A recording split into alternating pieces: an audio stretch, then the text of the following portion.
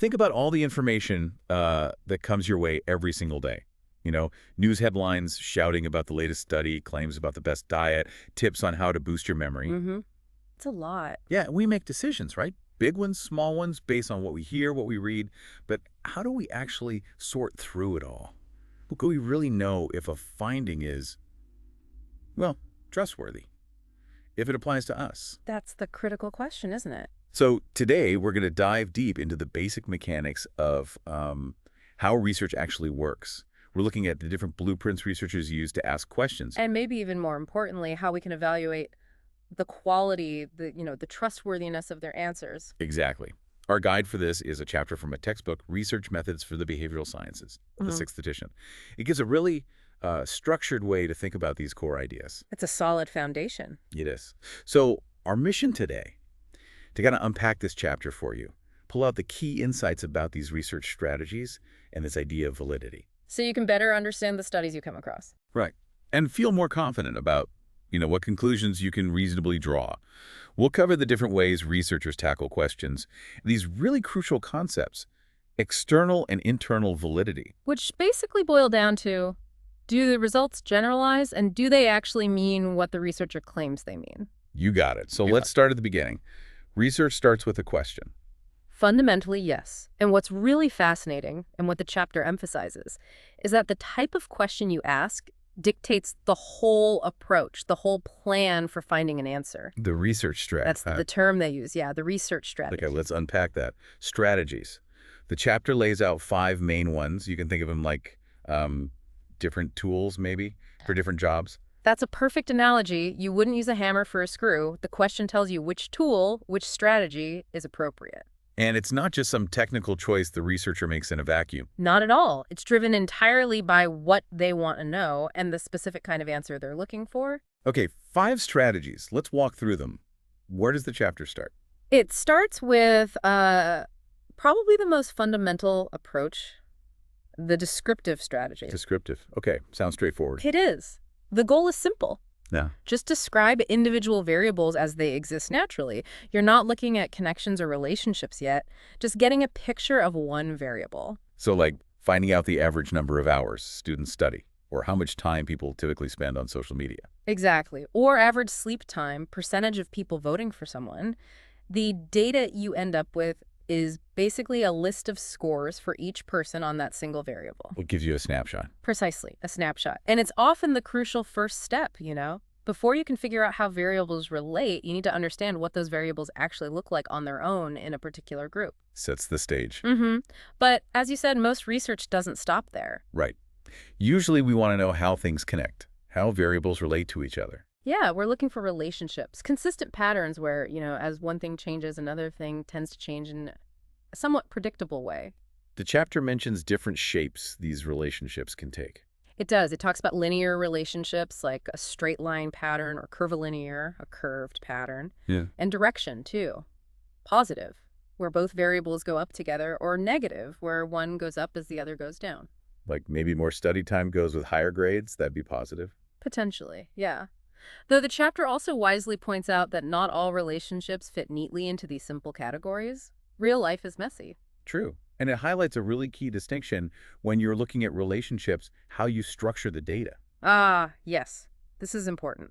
You can either measure 2 or more things for each person in a single group. Or you can compare scores on one variable between different groups of people. And that difference in data structure separates the next few strategies. It does. Let's take the first approach, measuring 2 things for each person in one group.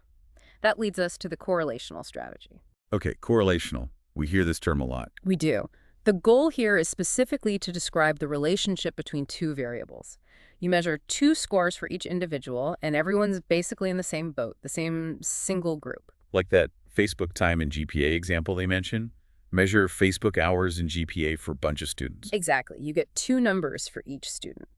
Then you can plot that data, often on a scatter plot, and see if there's a pattern. Maybe, higher Facebook time tends to appear alongside lower GPAs. So you see a pattern and association. You see an association.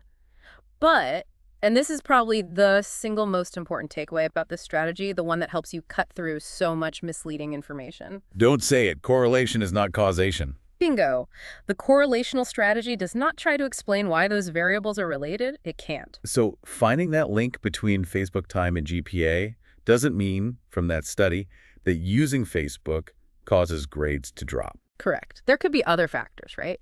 Maybe certain personality types are drawn to both more social media and less studying. Maybe stress leads to both.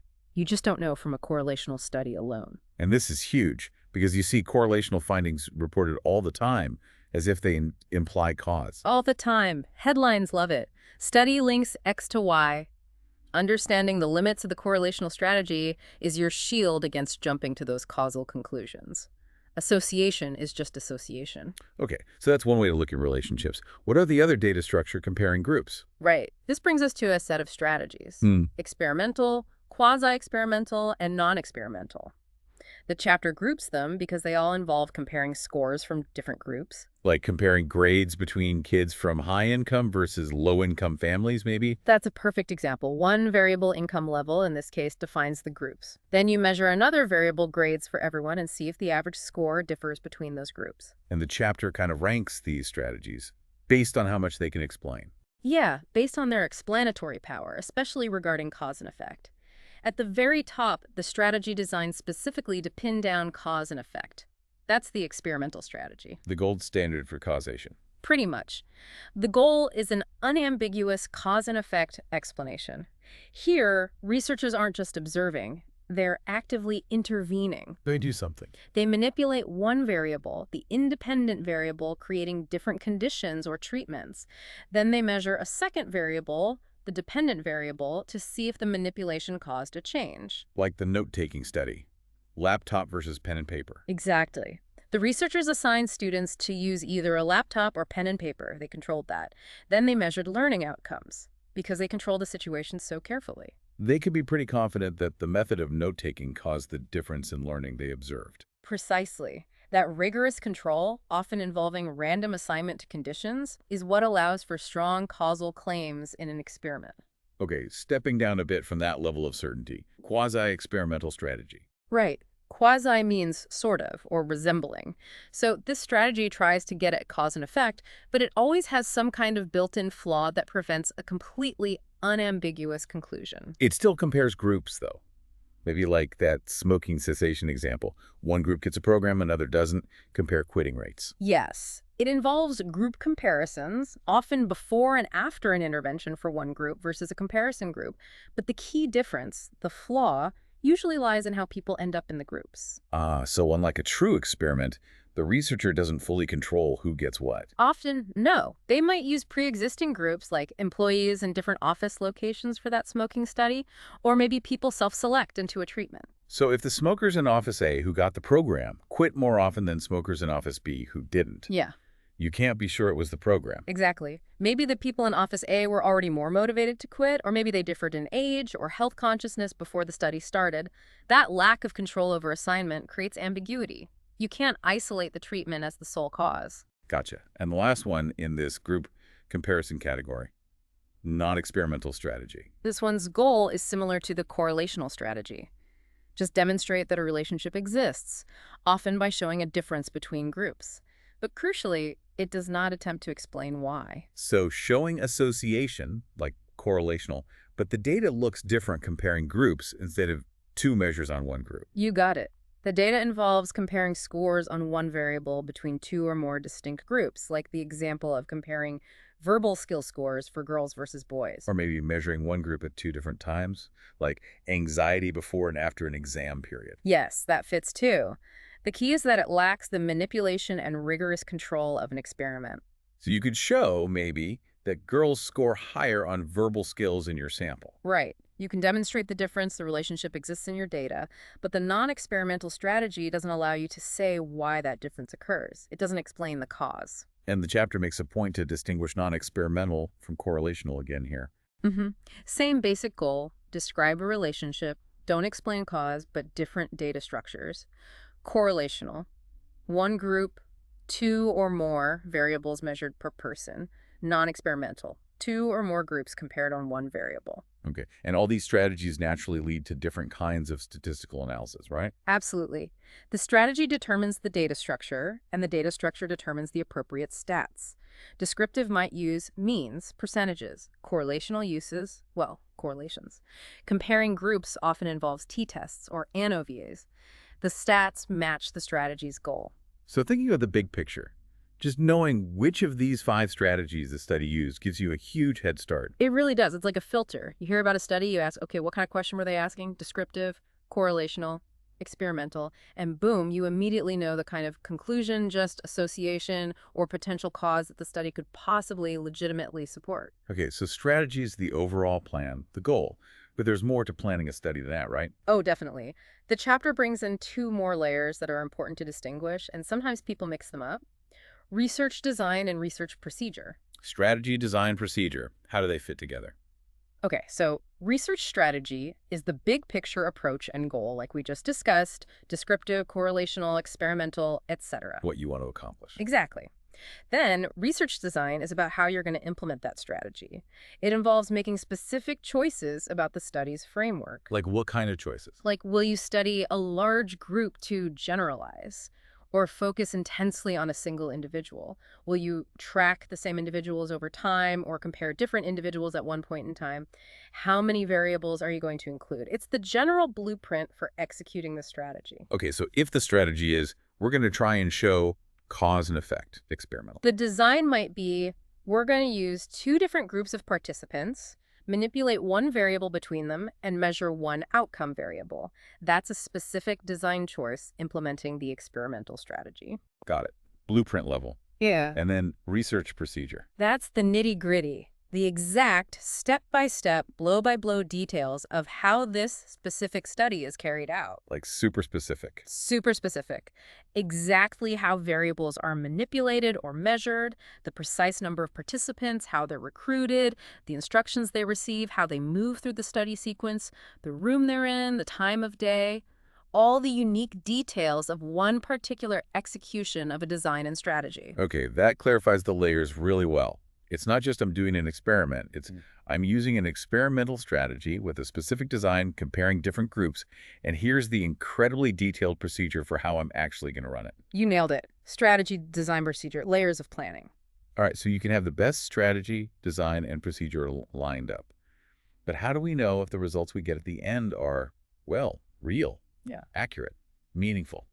Now we get to the heart of evaluating research. This is where the chapter brings in the concept of validity. This sounds really important. It is. Validity is basically the standard, the criterion researchers use to judge the quality, the truthfulness, the accuracy of a study and its conclusions. It asks, is this finding legitimate? And the chapter distinguishes this from measurement validity, right? Like whether a specific test measures what it says it measures. Correct. Measurement validity, which they likely covered earlier, is about the tool. Study validity is about the truth and accuracy of the conclusions drawn from the entire study. Okay, so what's the core question validity asks? It's essentially asking, can we confidently believe both what happened in the study and what the researchers claim it means? Anything that casts doubt on either part is considered a threat to validity. And there are 2 main types the chapter focuses on. Yes, external validity and internal validity. 2 crucial pillars. Let's tackle external validity first. What's the gist? External validity is all about generalizability. To what extent can the results of this specific study be generalized beyond the unique circumstances of the study itself? So can we apply the findings to other people, other settings, other times, maybe even slightly different ways of measuring things? Exactly. Every study happens in its own little bubble, specific people, specific place, specific time. External validity asks how far the findings can reliably stretch outside that bubble. We want research to matter in the broader world, right? Definitely. So a threat to external validity. Is any characteristic of the study that limits that generalization, something that makes you say, okay, maybe it worked here, but would it work there or for those people? And the chapter breaks down generalization into a few categories. 3 main kinds. First, generalizing from the sample used in the study to the larger population it's supposed to represent. Like, if you only study psychology undergraduates, can you really say the findings apply to all adults? That's the classic example. A major threat here is selection bias. If the way you pick your participants systematically excludes certain types of people, your sample isn't representative and you can't generalize confidently. Convenience sampling, just grabbing whoever is easy to find, is a big culprit here. Huge. The chapter specifically calls out the heavy reliance on college students in psychological research, noting they can differ significantly from the general adult population in ways that might matter self-concept, conformity, peer relationships. And volunteer bias, too. People who sign up for studies might be different from those who don't. Yes, research shows volunteers tend to be, for instance, more educated, have higher social class, maybe higher intelligence, more motivated by approval, systematic differences that can limit generalization. Participant characteristics in general, like demographics. Absolutely. If a study only uses participants of a specific age range, gender, race, socioeconomic status, etc., the findings might only apply to people with those characteristics. The chapter gives a funny example. Results from suburban Republican preschoolers might not generalize very far. Fair point. Even generalizing across species, from lab rats to humans, needs careful consideration. Right. You have to ask if the underlying processes are truly comparable. Okay, so that's generalizing across people. What else? Second, generalizing across the features of the study itself. Will you get the same results if you replicate the study slightly differently? Or do the findings only hold up under the exact peculiar conditions of the original study? Things like the novelty effect. Exactly. Participants might act differently just because being in a study is new or unusual for them. Maybe they're excited, maybe anxious. That artificial behavior might not reflect how they'd act normally, limiting generalization to real-world settings. What about multiple treatment interference? Yeah, if participants go through several different conditions or treatments within the same study, the experience of an earlier condition can affect their performance in a later one. Maybe they get tired, or maybe they learn and get better. Practice effects. So the results might only apply to people who experience that specific sequence. Right, and even experimenter characteristics can be a threat.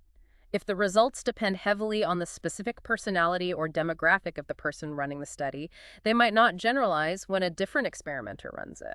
Okay. And the third area of generalization. Generalizing across the features of the measures. Do the findings depend critically on the specific way the variables were measured? How could that happen? One way is through sensitization, sometimes called assessment reactivity or pretest sensitization. The very act of measuring something can change the participant. Like giving a pretest on attitudes might make people think about the topic differently, so they react differently to a later persuasion attempt. Precisely. Or the example of self-monitoring, just tracking your own behavior, like how often you feel depressed, might actually reduce the depression, separate from any treatment. The results then might only generalize to situations where people are also being assessed or are self-monitoring. Got it. What else under measures? Generality across response measures. You might measure fear using heart rate, but would you get the same result if you measured it by observing fearful behavior or by asking people how scared they feel? The finding might be specific to one type of measurement. And time of measurement makes a difference, too. Hugely. Think about a program designed to help people quit smoking. Does it work? Well, the success rate might look great right after the program ends, but much lower 6 months later. The timing of the measurement drastically affects the conclusion and its generalizability. Okay. So external validity is really about asking, how far does this finding travel? Does it hold up with different people in different settings, using different measures at different times? Does it apply outside the lab? Maybe even to me. That's the essence of it. Now flip the coin. If external validity is about generalizing outward, internal validity is about looking inward. Okay, what's the focus here? Internal validity applies specifically to studies that are trying to establish a cause and effect relationship, primarily experimental and, to some extent, quasi-experimental studies, it asks. Is there one and only one unambiguous explanation for the results observed? Can we be sure that the variable the researcher manipulated, or the factor defining the groups, is really the thing that caused the change in the outcome? Exactly. High internal validity means you can confidently rule out other possible explanations. A threat to internal validity is any factor that allows for an alternative explanation. The chapter introduces the idea of extraneous variables first. Right. These are simply all the other variables present in the study environment or within the participants that aren't the main variables of interest. The independent and dependent variables. Like the room temperature, the lighting, the time of day, the participant's mood, Right. their IQ. The experimenter's tone of voice. There are potentially thousands in any given study. Most are harmless background noise. But some extraneous variables can become problematic. Yes, they become confounding variables. This is a critical concept for internal validity. What makes an extraneous variable a confound? A confounding variable is an extraneous variable that changes systematically along with the two variables you are studying, for example, your independent and dependent variables. And because it varies in sync with your independent variable, it provides a plausible alternative explanation for any observed change in your dependent variable. Okay, let's use that music study example again. If the pleasant music condition always happened in a bright, cheerful room, and the unpleasant music condition always happened in a dim, drab room. And you find that performance is better in the pleasant music condition. You don't know if it was the music or the room environment that caused the difference. The room environment, an extraneous variable, changed systematically with the music type, the independent variable. So the room environment is a confounding variable. It confuses the interpretation. Precisely. It confounds the effect of the independent variable. The chapter also uses that classic Coca-Cola versus Pepsi example where the cups were labeled Q and M. If people preferred the soda in cup M, was it the soda or the letter M? The letter is confounded with the type of soda. So the core principle for achieving internal validity is To ensure that the only thing that differs systematically between your treatment conditions or the groups being compared is the independent variable itself.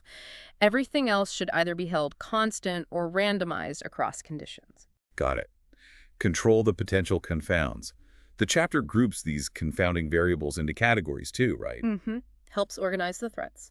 First, environmental variables. These are characteristics of the study environment itself that might differ systematically across conditions.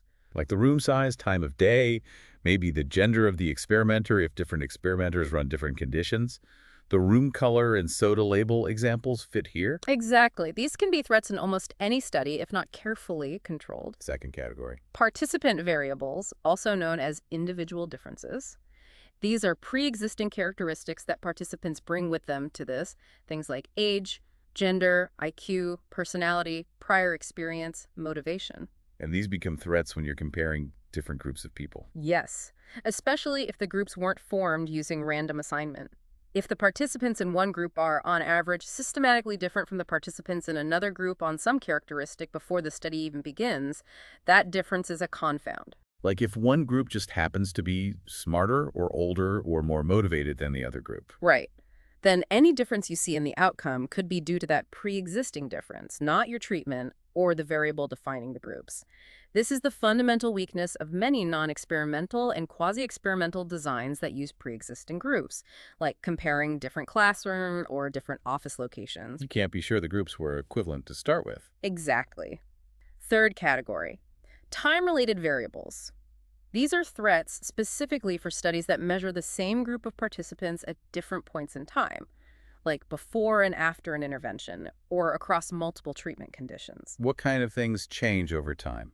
Anything that happens between the measurement points can potentially be a confound if it affects participants' scores. This could be things internal to the participant, like getting tired, fatigue, getting better at a task through repetition, practice effects, changes in mood, or just natural maturation or development. Or things happening outside the study. Yes. History affects major external events happening during the study, like a pandemic, an election, even just a change in weather, that could influence the outcome variable. If you're measuring anxiety in September and then again in December, the approaching holidays or end-of-semester stress could be a time-related confound.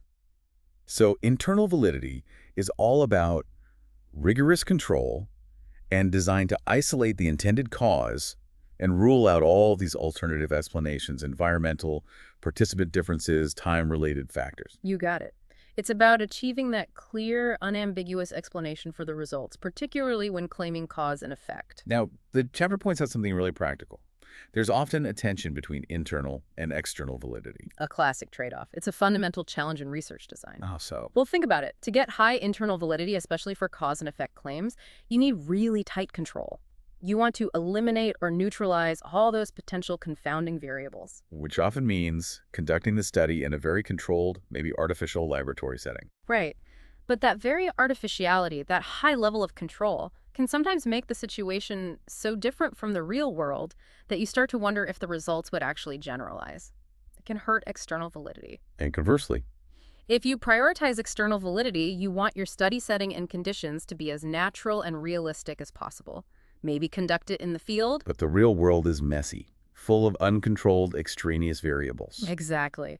So making it more realistic often means sacrificing control, which opens the door for confounding variables and potentially weakens internal validity. So researchers have to make a choice or find a balance. They do. The decision often hinges on the primary goal of the research. Is it more important to demonstrate that a cause and effect relationship can exist under pristine conditions, prioritizing internal validity? Or is it more important to show what typically does happen in a complex, real-world setting, prioritizing external validity? Both goals are valuable. The chapter also revisits the idea of artifacts. What are those again? Artifacts are sort of external factors accidentally introduced into the research situation that can distort the results. They're problematic because they can threaten both internal and external validity simultaneously. Okay, examples. Two major ones are experimenter bias and demand characteristics participant reactivity. Experimenter bias. Yeah. That's when the researcher's own expectations influence the outcome. Yes, often unconsciously. They might treat participants in different conditions slightly differently, or interpret ambiguous data in a way that fits their hypothesis. How does that threaten both validities? It threatens external validity because the results might only be obtainable when that specific biased experimenter runs the study. It threatens internal validity because the experimenter's influence provides an alternative explanation for the results. It looks like the treatment worked, but maybe it was just the experimenter's subtle nudges. And using double-blind procedures where neither the participant nor the researcher interacting with them knows the condition assignments helps minimize this. It's a key strategy, yes. Okay, and the other artifact, demand characteristics and reactivity. Demand characteristics are any cues or features of the study that might inadvertently suggest to the participants what the purpose or hypothesis is, hinting at how they're expected to behave. And reactivity is the broader phenomenon where participants simply act differently because they know they're being observed, because they're in a study. Right. They might try to be a good participant and help confirm the hypothesis, or a negative participant and try to mess things up, or just act unnaturally self-conscious. How does this affect validity? Well, it hurts external validity because if people are acting artificially due to being studied, the results might not reflect how they behave in real life. And it hurts internal validity because their reactive behavior, rather than the independent variable, could be the reason for the observed changes or differences. This seems like a bigger risk in a lab setting than out in the field. Generally, yes, though reactivity can occur in field settings too if people realize they're being watched. Researchers try various techniques to minimize reactivity, like unobtrusive observation or ensuring anonymity. The chapter also briefly mentions researchers sometimes using exaggerated variables. Yeah, like deliberately making the difference between conditions very large, maybe comparing the effects of a quiet room versus an extremely loud one, just to maximize the chances of finding any effect. That's the downside. The results might be real, but they might only apply to those extreme conditions. It could limit the external validity when trying to generalize to situations with more subtle differences. So if we bring it all back together, understanding validity really helps us see the strengths and weaknesses of the different research strategies we started with. Absolutely.